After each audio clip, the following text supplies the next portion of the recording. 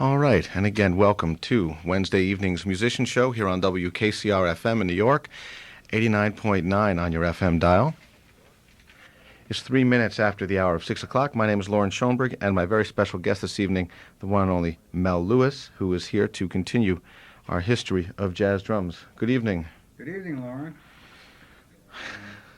It's nice to finally get going again. Yeah. I run into so many people that say, when are you going to do that show again? So, well, here we are. Okay. And this will go on. This is going to go on, for a while until we've covered practically everybody. Yeah. All right. We're going to. I'm even going to get your microphone working. How's that? You mean it's not working? Wait a minute now. You're supposed to be in mic 4. Yeah. Why don't you say something again? Right into it. Hi. There we go. Now it's Okay. Okay. Sorry about that. All right. In case you missed what I said before, I said it's nice to be back on the air with this particular program. We can't always do it when we want to. I mean, a few times I had to bow out because of commitments and working commitments, that is. And you got to make a buck somehow. And we jazz musicians don't make it on a regular basis, so you have to do these things.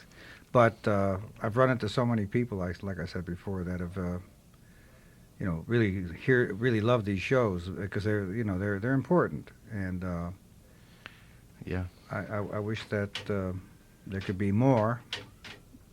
But as time goes on, we should probably cover just about every important drummer that ever lived. In fact, when we talked about doing the show last time, I had said we were going to do 4 tonight: Buddy Rich, Kenny Clarke, Max Roach, and Shelly Manne. And I decided, there's no reason to rush. I was in this mode. We have to jam these drummers in because we want to do it. We'll take our time. I think we'll just do 3 tonight. We'll do Max, Kenny Clarke, and Buddy, and we'll just stretch That's fine. out. Yeah, because we got more than enough recorded material. And so anyway, everyone get ready. Here we go. Mel said the shows are special. The reason the shows are special is because he's cluing us in on these great jazz drummers, and who better to clue us in on great drummers of jazz than a great jazz drummer? So, let's go to school. Let's pick up where we left off. Last show we did Big Sid Catlett and Yeah. Davy Tough, Right. and Shadow Wilson. Shadow. And we're going to kick off this show with Buddy Rich. Okay. And I think we'll just hear some music, and then we'll come back and Mel can fill us in about Buddy Rich's early years and what led up to this. This is something called, you would ask for Not So Quiet Please. I couldn't find it, but I did find Quiet Please. a broadcast of Quiet Please. Okay, that's all right. And you can even hear Tommy Dorsey talking, and then you hear Buddy talk, so it's fun. So this is Tommy Dorsey on the air with Buddy Rich on drums from about 1940, 41 or so, with Buddy Rich on Quiet Please. Imagination, Hankus. That's Nick and the fried chicken. Say, Nick, set it over on the table now, will you? We're going to dig right into that right after Master Buddy Rich entertains. Buddy? Oh, Tom, I was so comfortable. Did you get that line? What'd you say? I said I was so comfortable. Well, wipe the sleep out of your eyes, Pixie, because it's work for you. Well, Tommy, can't you, Quiet, please. Oh, chicken ain't nothing but a bird, Tom. I dig you. I dig you. Buddy, you get up on that perch since you thought about birds, and let's beat out. Quiet, please.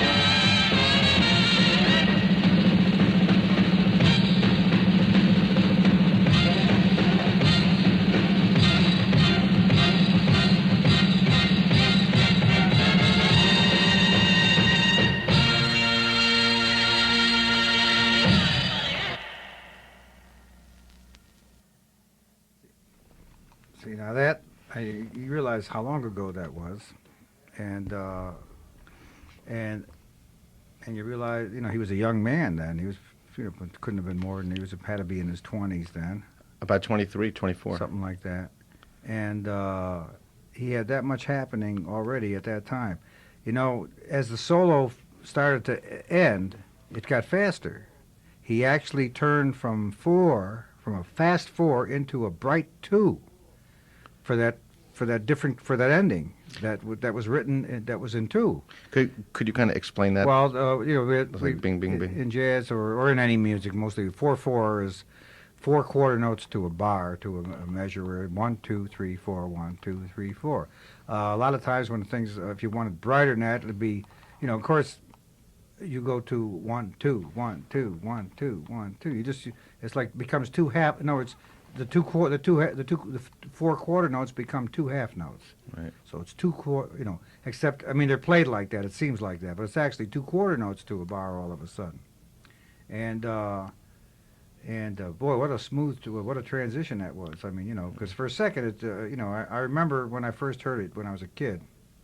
I thought, God, he's starting to rush just at the end, but he didn't. I mean, that was such a smooth change into that bright 2, as we say. It's a fast 2, show 2, you could almost say, showtime 2, and oompa oompa oompa from bum bum bum bum bum bum bum bum bum bum to oompa oompa oompa. So it gets brighter, whatever.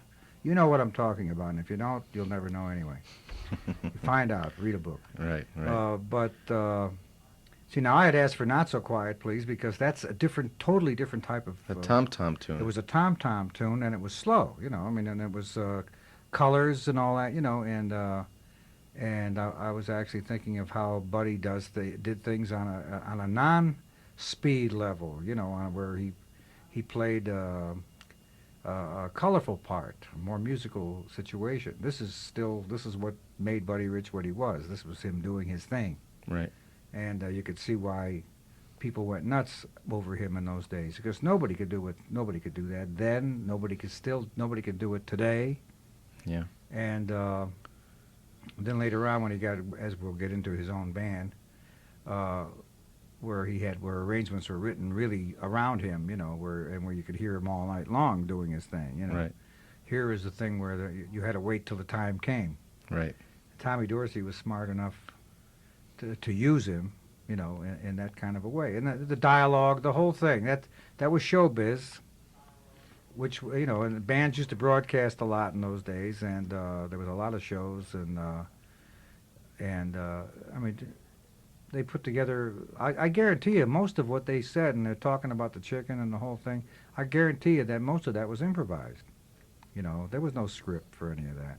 Yeah. They just having fun, and because if you gave them a script, they would have blown it.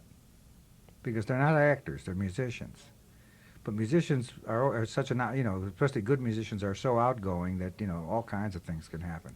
And of course, as I'd like you to tell our listeners about, Buddy had a totally showbiz childhood and life. Oh, sure. I mean, he was born in a trunk. If you didn't know that, he was, Could you set the stage for folks who know nothing about his background? Buddy's parents were vaudeville people, and he was born and raised in a show business atmosphere, and they brought him into the act when he was 18 months or 2 years old, something like that. And playing the drums, they called him Kid Traps, as a matter of fact. And he danced and he sang, and he was just a cute little guy, and so really that's all he ever knew. He never even went to school. He never had an education, a regular, normal public school education. He had to be. His mother taught him, and different people taught him. Of course, let's face it, if you're talented and you can speak English and write your name, you're going to make it, especially with that kind of talent. Yeah. All the other things, algebra is not important. Algebra is important for people who need algebra. For people who have to analyze Buddy Rich solos. That's right. They want to figure out what he was doing. His early bands, I think he played with Joe Marsala in New York, and then... Yeah, well, those were, Bunny those Berrigan's jobs band? happened about when he was when he was a teenager. Right. But he never really gained the fame until he joined Tommy's band. Right. I mean, that was really the band that he made his name on. I He played with Benny's band, and he played with It wasn't Let's with see, Goodman, he but he was with played Berrigan. with Berrigan and Shaw, of course. Yeah. With that great Artie Shaw. That's right. He band. wasn't with Goodman, was Right. No. he? But even if he had been, he wouldn't. It wouldn't have been as important because Yeah. only Gene was important in that band as far as making a rep. Everybody that followed Gene were just. I mean, if as good as they played, Davy Tough. yeah, Nick that was Fatou. only the musicians really noticed it. Right. When Gene Krupa left Benny Goodman's band, nobody else mattered. That's the that was always a problem in almost any band, is that any star that leaves the band, I mean, but who becomes a star on that band, Right. it's very difficult for the people who follow him to do as well as far as making a name for themselves. Buddy made his name in the Tommy Dorsey band.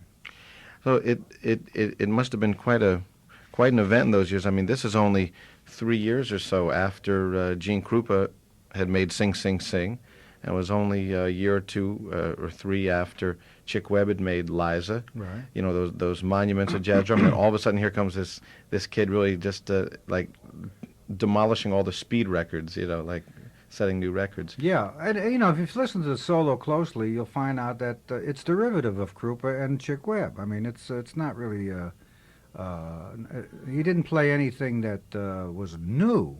It was just ridiculously exciting and fast and clean, and it made sense. And that interplay between the snare drum and the bass drum, I mean, nobody else could do that. And it was phenomenal. And in those days, Buddy used a lot of smiles. I mean, he made it look hard, even Right. though it was very easy for him. He knew how to make it look hard, which was show The business. too. sweat and the Yeah. whole thing. Yeah, Gene used to wave his hair, used to go flying and all over the place, And Chick, who I had never seen, I can't tell you how he did it, but I saw pictures of him, and it looks like he would, he used to, he had another, he used to throw the sticks in the air and Yeah. a lot of things like that, He had his own brand of flash. But you can have all the flash you want. It's what you're playing that's what really counts. And the point is that he's really doing something there. What kind of drum set and setup was Buddy playing back in those Dorsey days? He played a set of drums like Gene Krupa's. He always did. In fact, I used to think he was copying Gene to quite an extent, because his set of drums, his Slingerland set of drums, was exactly the same setup that Gene used. It was a large bass drum, which they all used in those days, and a 5.5-inch snare drum. Radio King, probably the Gene Krupa model, most likely, because there was no Buddy Rich model yet. And two big tom-toms, a 16 by 16 and a 16 by 18, next to each other. Mm-hmm. And then he had the same cymbal setup that Gene had: two crash cymbals on the floor, one on each side, and a ride cymbal, I guess on the bass drum, Mm-hmm. set down low, and the little splash cymbal up on the top. Yeah. Which Buddy played for the rest, and his hi-hats. And Buddy played that with the cowbell sitting on the drum there. Now, that's the setup he used for the rest of his life.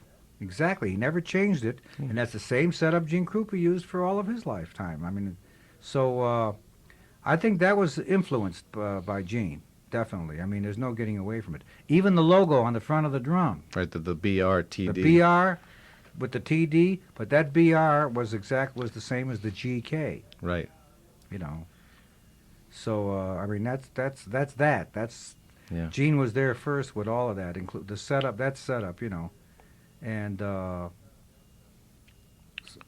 mean, but there weren't too many people. I mean, finding your own setup. Actually, that setup was really suitable for soloing. It really was, apparently, because nothing was in the way of anything. You had Right. You had clear space from tom-tom to tom-toms to the big ones. I mean, you couldn't run into a cymbal because they were all up in the air somewhere. You know. I saw a film on TV the other night. No, I didn't see it on TV. I rented it, called "Do Barry Was a Lady." Mm-hmm. And that's the one with the Dorsey band where they dress up in the 17th century outfits and everything. It's in color and everything. And there's Buddy Rich. And I noticed that he was doing something that I don't, when I saw him in person in later years, I never saw him do. And I was wondering if you know whether he changed it. While he was playing on the hi-hat, he seemed to do a lot of crossing with his hand, kind of stuff. You know what I mean? Yeah. And I shouldn't say it looked awkward because, gee, he played it so marvelously, but it looked strange. Like he'd be playing the hi-hat with his left hand and like kind of reaching over with the other hand to do things. You know what I'm saying? Well, you see, in those days, you didn't have adjustable hi-hats. Right. And Buddy sat sort of high, and so did Gene. They sat on these, they had these custom-built drum thrones, which were comfortable, Right. but they were high, and you couldn't lower it. And the hi-hat pedals in those days were not adjustable. Really? And of course, if you're sitting high, you got to have your snare drum has to be at a certain level where you can play. So the hi-hats in a lot of cases were lower. Right down low. They were right. lower, but lower than the snare drum, than the upper Gee. edge of the snare drum, which in those days also everybody tilted like a parade drum, you know. Right. And frankly, I still do, and I still think that's the best way. It's the most comfortable. But you can raise the hi-hat over it now because all hi-hats are adjustable now. And so that meant that a lot of the times you played the hi-hat underneath your left hand. That was your right That's what it arm was was. underneath. Right. So It now- looks strange. Yeah, it looked strange, but and in order to do things, you had to keep pulling it back and forth. So of course, it created some motion there, which also was which you had to be fast to do those things because there's a lot of things where you wanted to use. You're playing a hi-hat, and all of a sudden you want to over and hit one of the other drums. You got to pull your hand out from under the other hand. Yeah. So naturally, it got to be where you did it fancy. Did you encounter that problem in those days with those drum sets, or had they had adjustable snare drums? I always sat low. Oh, I never sat high. See, my father sat in a chair. He was an old-fashioned man. You know, he sat Right. in a chair and he played, and he didn't use a hi-hat. And of course, so I sat in a chair, and I didn't use a hi-hat. When I finally used a hi-hat, by the time I used a hi-hat, my father sat low. So I mean, the snare drum was below the hi-hat. The hi-hat was over his snare drum. right. The snare drum was tilted. Everything was the same, exactly as I just described it, except he sat low. So I always sat low, and I still sit low. Sit low. Yeah. I don't sit like some guys sit ridiculously low, where their knees are up in the air. I mean, that's improper. You sit at seat level, chair level. You know, that's Yeah. where I still like to sit. It's still the most comfortable. Do you remember when you got your first hi-hats? My first Was it by hi-hat- Alvino Ray's band? No. You didn't have hi-hats in Alvino Ray? Sure, I did. Oh yeah, so it was before that. Oh, I had my first hi-hat when I was about 13 or 14 years old. Oh. But it was a homemade job. It was a low boy pedal that somebody welded a pipe onto, and then made a rod to come. You know, added made a rod that screwed over the other rod, the little one, and where the wing nut used to go, and came through all the way. So it was a homemade hi-hat. It had no legs. It just the old low boy just had two little prongs sticking out. So my hi-hat only had those prongs. So you had to be careful. Well, sure, the thing used to wobble all over the place, you know. It's 6:21. We're talking with Mel Lewis, and this is the History of Jazz Drums, Part 4. Lauren Schoenberg with you, and we're kicking off tonight with Buddy Rich. Let's hear some more music. And this is another up-tempo tune, but it's not in a big band context. It's in a small group context, and we can listen here for Buddy's musicality and the way that he blends in and creates here, as opposed to just playing but playing a solo when the other instruments aren't playing. Here he's playing when everyone else is playing, and playing a lot of great stuff. He also shouts a lot, so it's exciting. This is Charlie Shavers on trumpet, Herbie Hamer on tenor, the rhythm section, John Simmons, Nat Cole, and Buddy Rich, and this is called Laguna Leap.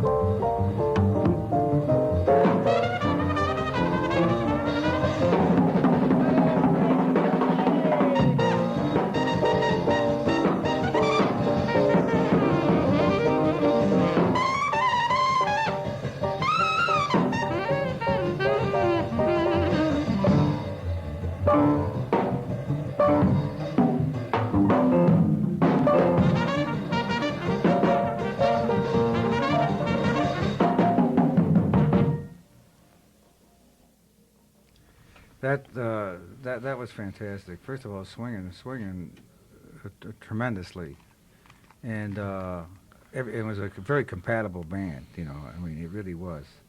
Charlie Shavers, was one of the great Charlie Shavers. It's a drag, you know. They're all gone now. Every one of those guys are gone. Yeah. Buddy being the last one, but Yeah. and John Simmons, who played on, was a bass player like a Sid Catlett and Buddy and Dave Tuff. He was that kind of a bass player, you know. He played under so many different circumstances and fit. Yeah. He worked in with the Beboppers and with Monk and with Louis Armstrong, and Yeah. you know. And in case a lot of you people out there don't know, John Simmons was bass player we're talking about. Was the father of Sue Simmons, who was very Live who's as done Five. very well for herself in New York City here. One of the loveliest women. She's a friend of mine, and I know her, and she's really a sweetheart. Hmm. Also very, you know, one of the beauties of New York on television.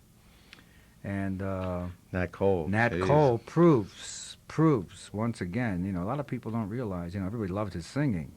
He was one of the greatest piano players that ever lived. I mean, there's so many piano players today that don't realize what they got from him.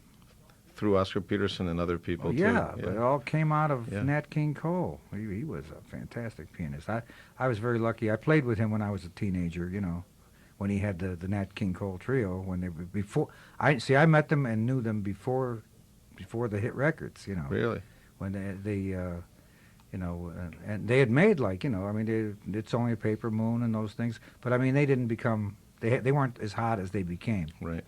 And they used to work in as usual. I was lucky, you know, my father being the house drummer and leader at that McVan's nightclub in Buffalo, and all these acts came through, and they'd stay for 4 weeks. You know, Tatum, Nat King Cole Trio, Coleman Hawkins, and they'd stay always for at least a month. So I had plenty of time to become acquainted with everybody, you know, Yeah. and play with them. I got to play with them. That was the nice part. Yeah. And you know, it just Nat Cole was. Well, it's just a drag that he never gets his due as the great pianist he was. Yeah. And an innovator. He did new Yeah, things. well, mainly because his singing overshadowed it. Yeah. I mean, with the people anyway. He was a great singer too. Yeah. Let's face it.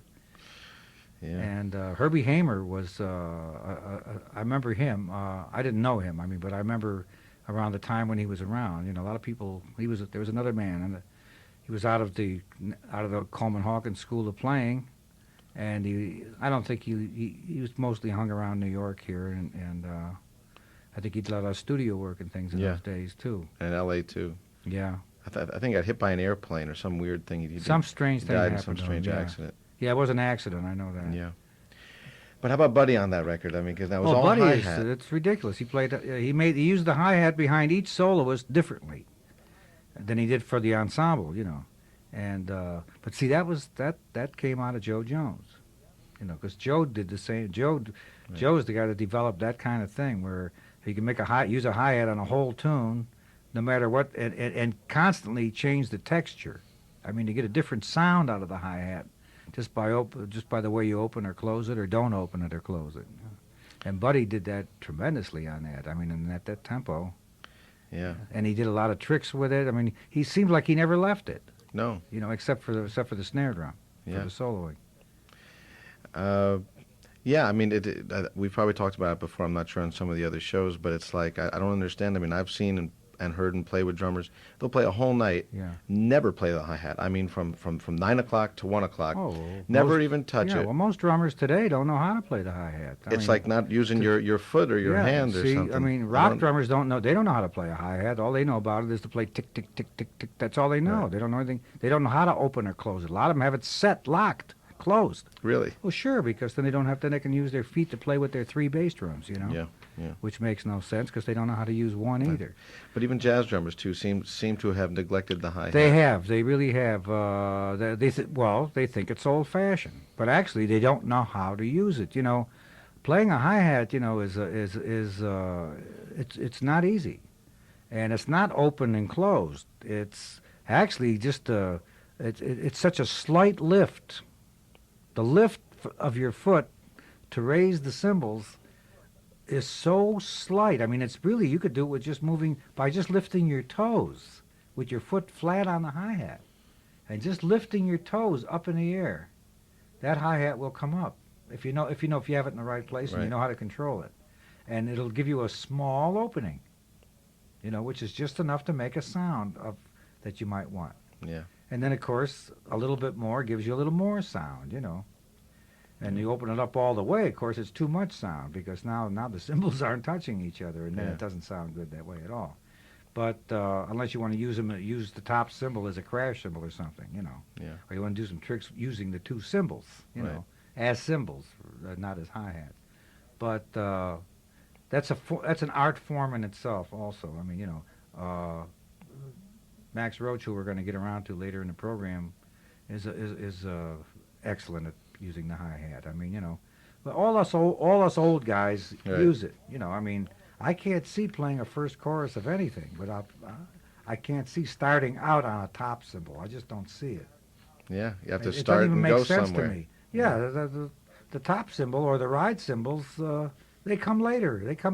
You use those for backing soloists or for very heavy ensembles. And then really, when depending on the kind of ensemble it is. I mean, if it's in modern music, of course, a good top cymbal, if you got the right kind, one that has a nice spread to it, sounds marvelous on an ensemble, and especially if you know how to do that.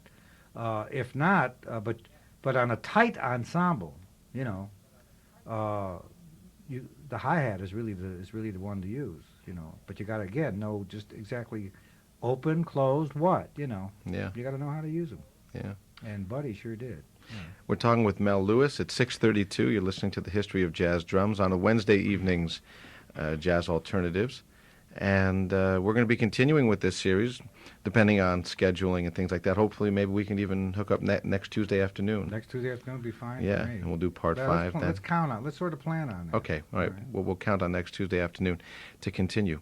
Well, what we're talking about continuing, we have 2.5 hours to go, so let's get back to Buddy Rich. This next item is one of my favorites, and it shows a different aspect, the non-speed aspect of Buddy Rich. And this is, again, with Nat Cole, with Lester Young, and Buddy just on brushes with a hi-hat and probably just a snare drum. And there might even be a bass drum there. No, there's a bass drum. Yeah. There's a bass drum, but again, so when you're playing with somebody like a Nat King Cole, you don't have to pound out 4/4. Yeah. This is I Want to Be Happy, and again, this features Buddy really improvising just like Nat or Lester. He has a chorus or more to play, and he, he plays a solo, not just, it's not a fast solo. It's a very musical solo. This is a side of Buddy Rich that the public didn't latch on to, but one that the musicians did a long time ago. Buddy Rich with Nat Cole and Lester Young.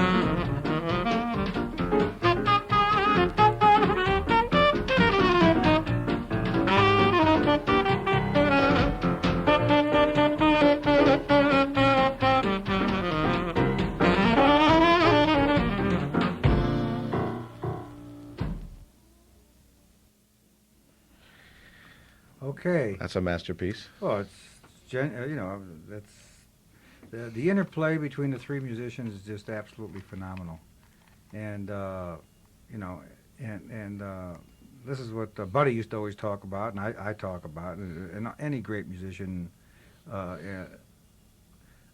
knows that the whole thing, that to get anything to happen, is to listen, and those three guys were just listening.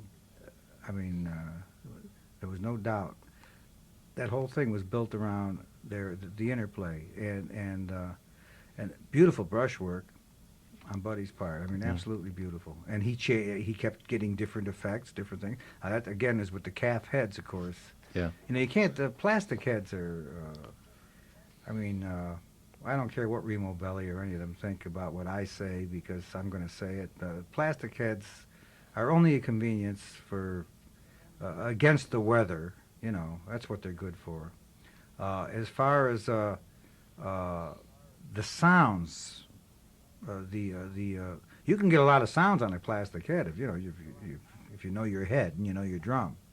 But and that's knowing your drum really more than anything. It's not the head. Right.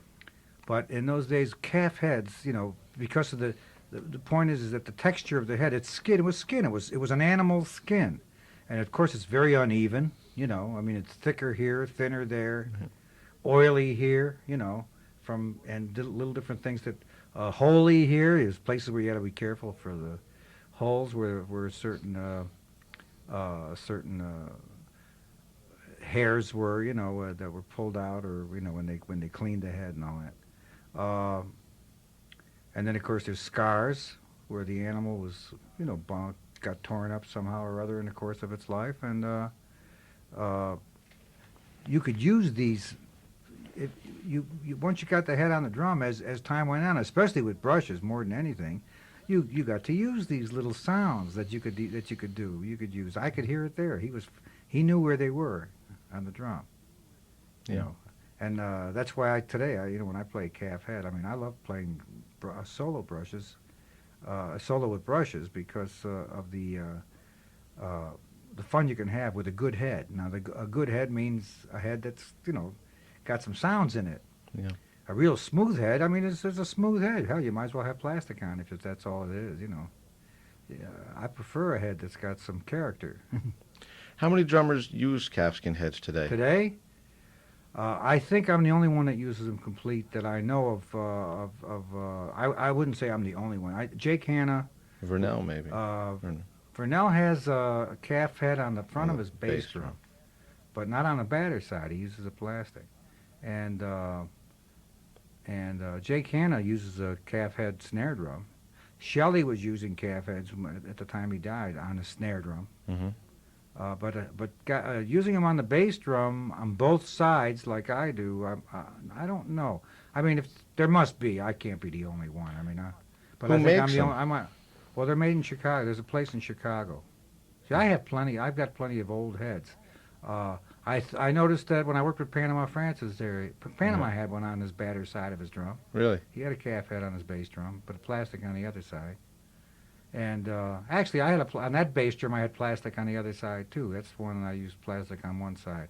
But my little bass drum, I used calf on both sides. Yeah. And my bass drum at the Vanguard, I used that 16 by 20. That drum. Such I a have delicious Tiffany. sound. Yeah, I use a Tiffany God head on the almighty. batter side. I mean. Yeah. What a sound. But the snare drum, tom-toms, I use calf on everything, you know. And I know there are other guys. I'm being stupid here saying I can't say I'm the only one. It's ridiculous to even say that. But I might be the only one that. The only famous one. Yeah, I'm the only famous one. That sounds terrible. Too. But True, but terrible. but I don't know either. Yeah. but I'll tell you, you can have plastic. I don't go. I mean, when I play on a set of plastic heads, I really am lost sometimes. You know. Mhm. I mean, I'll still. I can do what I do. I can do the same things I do on calf. But I mean, Yeah. the point is that it gets a little harder because and the word harder means harder too because the finish of the drum is harder too. Sure. And if you want to make the head comfortable to play on, see, like when you were telling me before that it sounds like the heads are soft, and I said, yeah, well, you know, especially in New York, in this area where the humidity is always high, the drums always sounded a little softer, but I loved it because, and they did too. I think most of the drummers liked the drum to be a little on the soft side because of it was so easy to play on. It wasn't a shock to hit the drum, Sure. you know.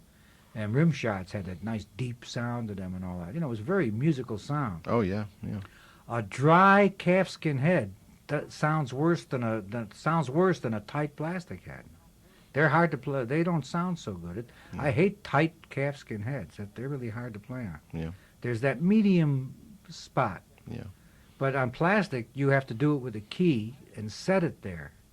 And it becomes, to get a plastic head on the softer side, it becomes difficult to play on the head because the head gives Mhm. and it doesn't respond back. You know, where calf, you hit it and it comes right back on you. It's like bouncing, you know. Right. But you can't do that on plastic. It's either got to be tight. It's got to be tight or loose. And if it's loose, it's very difficult to do things on 'cause it's like paper. Yeah. And if it's tight, well, all right, now, wonderful. You better have a good technique because everything you play is going to be heard, you know. You can't cheat too much on a calfskin head. I mean, on a plastic head. Mhm. You could do a lot of cheating on calfskin, I'll admit that. And a lot of those guys in the old days did a lot of cheating. But what cheating? Like great cheating. Oh, yeah, because nobody bothered with Davy Tough. I mean, rudiments and things like yeah. that. You don't have to know. we're those playing things. music. Yeah. That's one thing that I think all the great drummers we're listening to have in common, and it really struck me on that last recording, was the fact that during that little drum interlude there, I mean, he wasn't playing a drum solo as much as, I mean, it was a drum solo because he plays the drums. But what I meant was it wasn't, shutting out everything and putting on the blinders and just playing a rudimentary kind of like exhibition of rhythms. He was playing music, and Sid and Joe. He was and all answering them. the other soloists. Yeah. Actually, it was a call and response type of thing. Yeah. Really. I mean, they starting right with Nat's first 4 bars, and then Buddy sort of answered that 4 bars. But, Yeah, you know, like as if he was playing another horn or another piano. yeah. We're talking with Mel Lewis about Buddy Rich, and right now we're going to go to, I guess, we talked about playing it when we talked on the phone about playing this, it was so long where I decided, what the heck, we might as well play it. I got a great version of West Side Story. And All I right. guess it is the quintessential Buddy Rich solo. Well, now this takes us. Tell us about it. Yeah, this takes us now. Buddy, in the middle 40s, around 46, I 46, he think. started his own band. And that was an ego trip, actually, in those days. I mean, having his own band was for him then, you know, was to show off because Gene Krupa was popular then and had his own band, you know, in 46. There was still a big Gene Krupa band on the road, and Ray McKinley was around with his own band, and there were some big band drummer leaders, in other words, and Buddy, who in those days was probably at his cockiest, and that's about the time, you know, when very few people really cared for him as a person. He was really terrible to be around. I mean, he was. I mean, I knew him. I just met him around a little after that, and Did he admit it in later years? oh, sure. You know, it was just, he was hot then, and he wanted his own band, and he got his own band, and he was hard to work for, and he used all the Tommy Dorsey-isms and all that, and you're fired. Everybody was fired for this and fired for that, and swearing at everybody, and actually being just terrible. Not his playing, his personality, personally, was bad then. But he was the kind of guy you didn't want to know, and actually you couldn't get to know. Then. I mean, it was I don't know why. I never did really know why. And frankly, by the time he and I became close, I couldn't have cared less because he and I had such a wonderful relationship and he was a totally different person. But I would say basically because he was still pretty young, you know, and I think he had been, and well, he was fighting for something. He was fighting for his place in this business and all that, you know. But I think he protested too much a little bit, you know. And also he had he chose good musicians, but a lot of them were real sickos, you know. And I mean, you get on your bandstand and look out at it, half your band's nodding out. That's not much fun. So he'd get angry at these things, and he had a right to. Right. But He'd hire them. Well, he hired them, but he'd fire them. But he'd fire them there. But he let the audience know that he was angry. He'd pick on somebody in such a way that everybody had to know it, you know. And this was not right, you know. But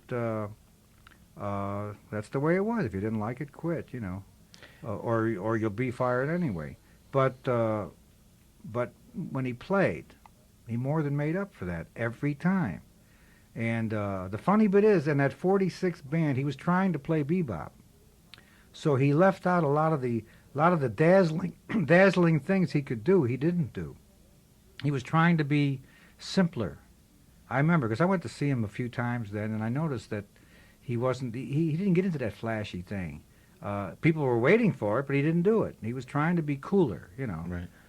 And he tried to widen his beat and things like that. Could he? It didn't work.